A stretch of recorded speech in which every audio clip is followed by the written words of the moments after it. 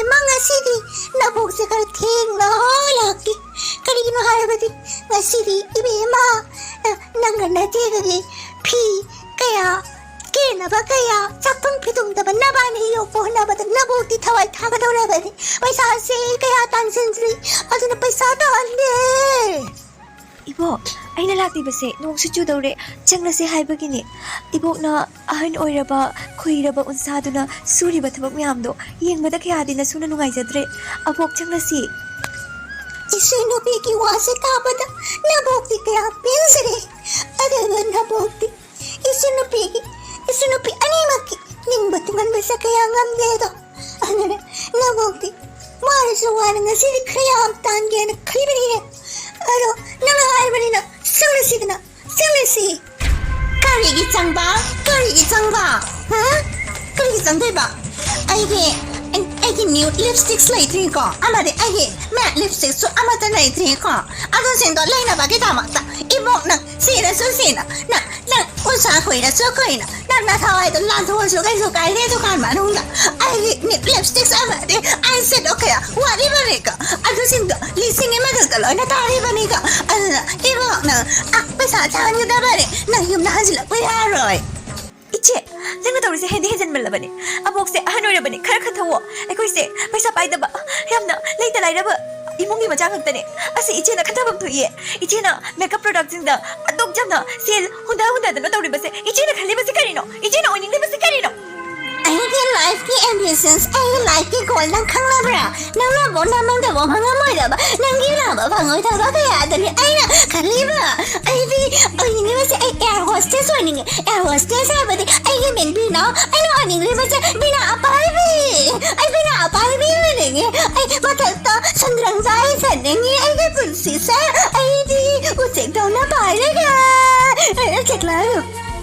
Nabog awa sa karaune. Nabog sa tukang tek tawraga salay ba nabog nine. Nang naya hostess ka hari dodi lari suyam na hirabi abadi wang saurabi abadi paisayam na changa dori ba paisayam na hunga dori ba mapamamata nine. Nang ginabogi wari ba tek chana ba tawri ba thagli ba mayam siri puso ba da ay di thiji le nabogdi narakali ba se karino ni mina. Ano bi? Lani hai tabi rai sukang tabi. Nang na ai instruction pila da air hostess kamai ko yani hai duna. Ha, nang yan na kai ne ha.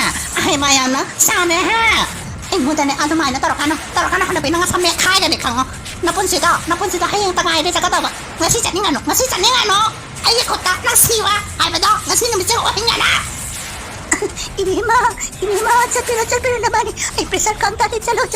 Ay numaroy, na chesigi, ihun magkakainin. Yung na chalo, nabong niya. Layla ba sila layla niya? Chalo, ay yung bahala sa ning dress pesata na lew lagi. Che, ikay chakrida. Kay ting mamang sida, may mamang sida. Sila. Abo, noong sutarak dori, abok siya jangan na batawro ko. Abo, ako siya lagi.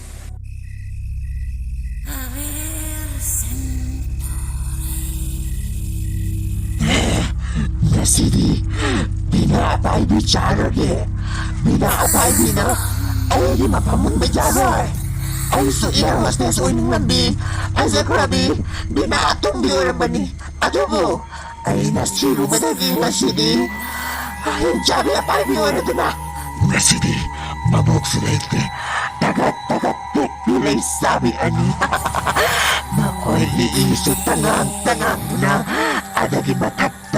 Skin so fresh oil na chat na harani may kimbap tulay mo kimchi ka tawa na charage binaapay biga manakabiga Hauji mabog to ole inasayo ole Hauji nabog na enema tong ang umema adana kauranye Ibima, tongango, bina, nabog la tongango, mina, nabog la tongango. Mina, ibog la mari, tonghang sisiro. Ngai ko niya, wa mai ke, ngai ko la ngai no, ibog.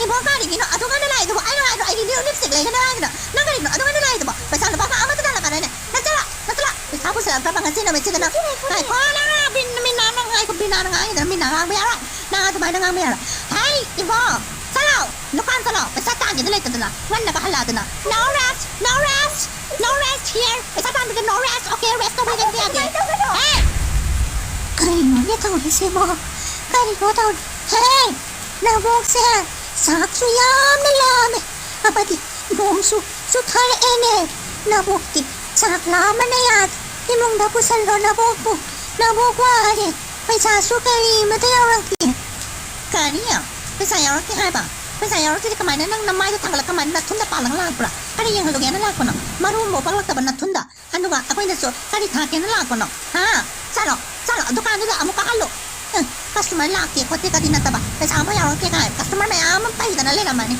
จ้าลอยสิเนี่ยบอกไอ้วันจะว่าอย่างนั้นจ้ะเนาะนั่งเนี่ยนั่งซ้ำแบบโปรเจกต์กันเนี่ยกระดิ่งนั่นเลยเฮ้ยอาหารนี่เนี่ยไอ้บอกอาหารนี่เนี่ยอาหารน้อยนี่มาทำยังไงน้ำมาจะปาจุดซีกระบันนี่นะน้ำมูสิปวดไปอะไรนะอดจะรู้เลยไอ้มึงน่ะภาษารู้เลยปาปูกันนี่เลยน้อยบอกApo, ay nagtitsakan mani. Ato po, iti na tiyadre. Ato, hayang day ko yung first meet lang. Ato ka ay, huwag kayo vidong pajaba batang ining ba. Ato na po, lising, talit mo kitay hai. Ato na, ato soon, aba, atong talo, apo. Chalo, doon ka na di hanbira ka no, apo, nung jura sukay de. Apo na, ay kayo pasado, si Bataraso, bento ba, itong hapsan bina, magasiko ko, apo. Ano ka niya, apo? Binagi wati kao ka no? Binagi, pinapay ni. Ondoy ni na, masaya na dami, di matawtagan ni, apo. Salo 와요 안 되나 잘 무엇이 야래 너희들은 어쨌든 너무 아이디어 부족하다니 그래도 어떻게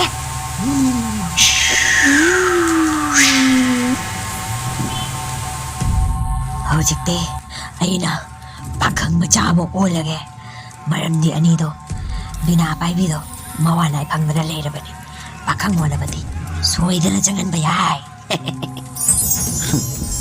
Hojik 시트비 누비리다.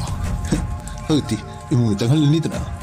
아이 장우라게 비나 앤 미나 아니면 아이나 카이즐루라게.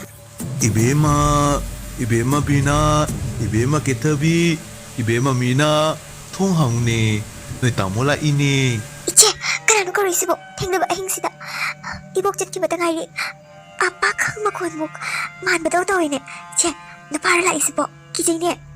아이마 야이 나 아이다 맞다 셈비락빠 마포나 아이다 맞다 타비락빠 너 파도 먹고 얌라가니 미나 통세 한국 만나디 파가니 칼리가 이나데 찬스만 한바 파티 이제 갔다노 이제기네 누가 왜 야다부터 떠그노 아힘이 허지 강아봐 허지보 누가가 많이 부선드노 너를 왜 지는 뭐 너를 봐 비나 빨리 비나네 이빨 빨리 쓰기노 미나 파이비다 나는 아주 많이 나비야브라 나기다디 아이니 도크라니 아이니 파파그라니 하베기 미하우가람베기 와이 왕니 나기다디 아이니 파파그라가 나나 사서베기 나타우도 아이기 미나는데 오피스 오행이노 카게데나 나 사능레스 마누가 아들 사트나 뚱코 아이게서 하루 빠남나 사트나 레이버다 아드네 아이디 녹닝 할래 아이기 타모 아이기 타와이 아도 아이기 장상 할래 가이기나 now 아이기 장상이야 now 랑가 미나 타슬라가네 이제는 뭐도 부서니냐 보다 부서려 가이파이저래 야 통하오게 하세요 아제네들은 미나 너는 녹네 통화에 타와 해봤어 마우사기 와이드기 파사라 발람짝 안하네 나는 아치기다 맞다 sacrifice 타와 해봤어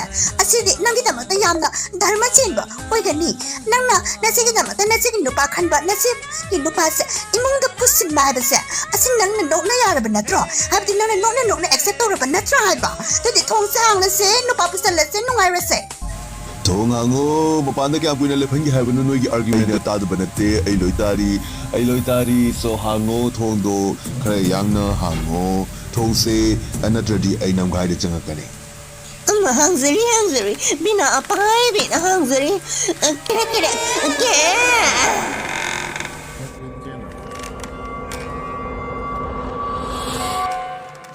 tamu di masak sayam na pasayina sibu thonghang amjadi bina apai mi ai mangzeri thonghang magi ai hangzi mangzedre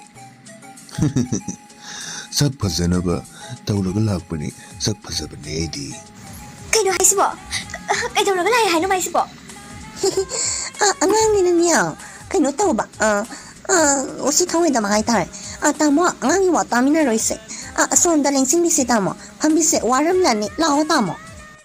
Pamu tamo. Pamu tumina pamu. Pamagalayo. Pamge. Nangi na naon pidutine. Kadai chakragine. Tamo madi nangobada kimandara ramat mechangre. Ini setolan wana hakrabani gai kina badi. Matula badi aiki pasaba marai chai tarani. Adina nama autogra tamo nama na pamgrani. Adina ramat nunda kasunta tolano na kangga menunda nama ido nam chanda na leyo hakrabani aira. Adis kau ke ko. Mina. Kaino ichi binano. Ay mo sagay di maguribase. Karigino. How? Tae!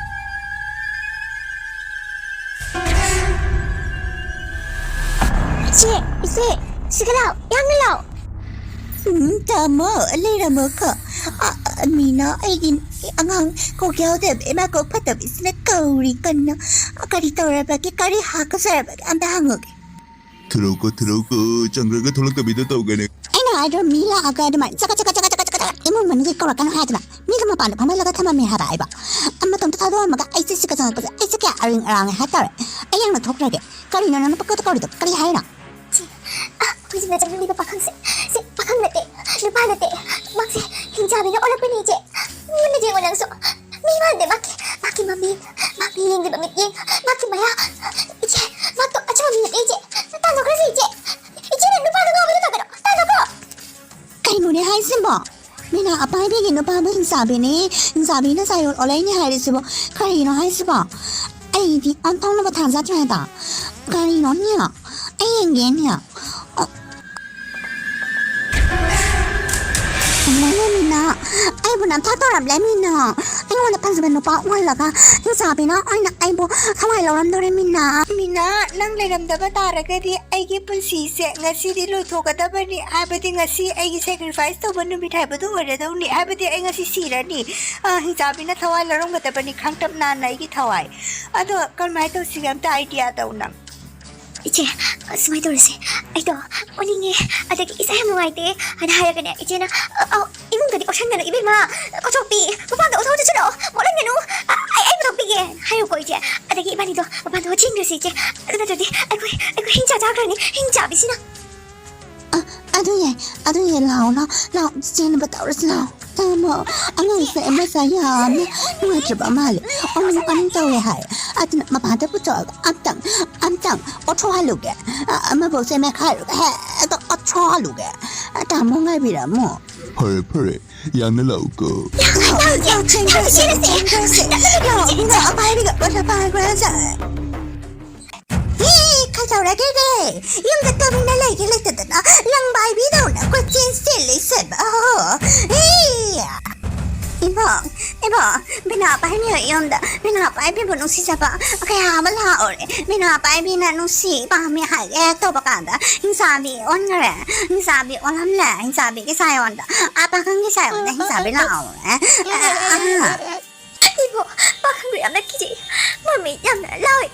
May ayam na say. Mami yam na ngay. Adagi ay Hingchabi oram pa ni. Iche na siya ba matapdo na. Hingchabi din na lawhawri maning da. Ado na yam na ki ije. Nay na hari ba? Hingchabi hari se bukala ori jano niya. Kamay tauri jano niya. Masam susangi, maya susangi. Mabicho lawi hay. Masak pasabra kay no. Ratraga ay naman na. Man mara.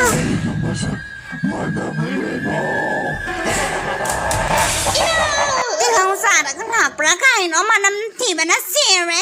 Binapay bitil haw manam na kakadaw ra. To like, share, and subscribe.